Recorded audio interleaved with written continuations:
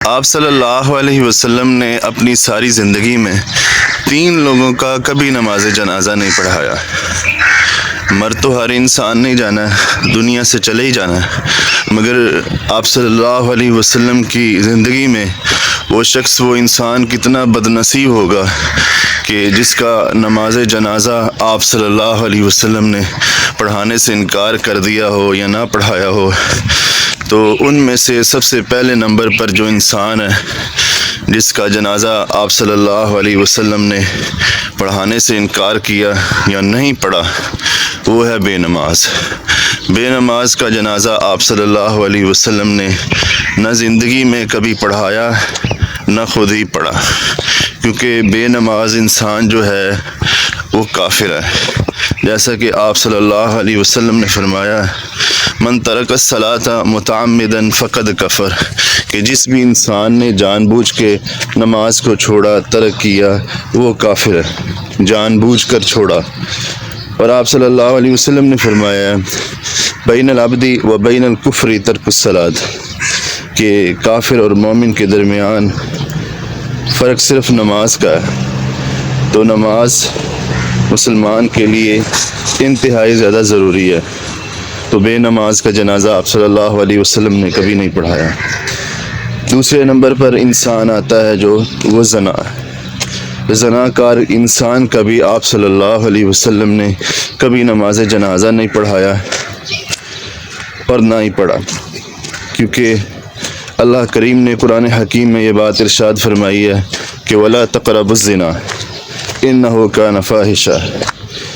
کہ زنا کے قریب نہ جاؤ، یہ ایک بے حیائی والا کام ہے۔ اور اللہ کریم نے قرآن حکیم میں یہ بات ارشاد فرمائی ہے کہ مومن مرد ہو، مومن عورت ہو، ان کو یہ بات چاہیے کہ وہ اپنی نگاہوں کو، اپنی نظروں کو جھکا کے رکھے۔ اور تیسرے نمبر پر جو انسان آ رہا ہے کہ جس کا نماز جنازہ آپ صلی اللہ علیہ وسلم نے پڑھانے سے انکار کیا یا پڑھا ہی نہیں، وہ انسان وہ ہے جس نے خودکشی کی، یعنی اپنے آپ کو خود قتل کر لیا، مار ڈالا۔ یعنی اس کا موت کا وقت تو نہیں آیا تھا،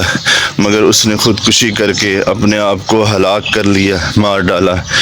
تو ایسے انسان کا بھی آپ صلی اللہ علیہ وسلم نے نماز جنازہ پڑھانے سے انکار کیا، کیونکہ خودکشی کرنا جو ہے وہ ایک کبیرہ گناہ ہے، بہت بڑا گناہ ہے، کیونکہ اللہ رب العزت نے انسان کی زندگی لکھی ہوتی ہے،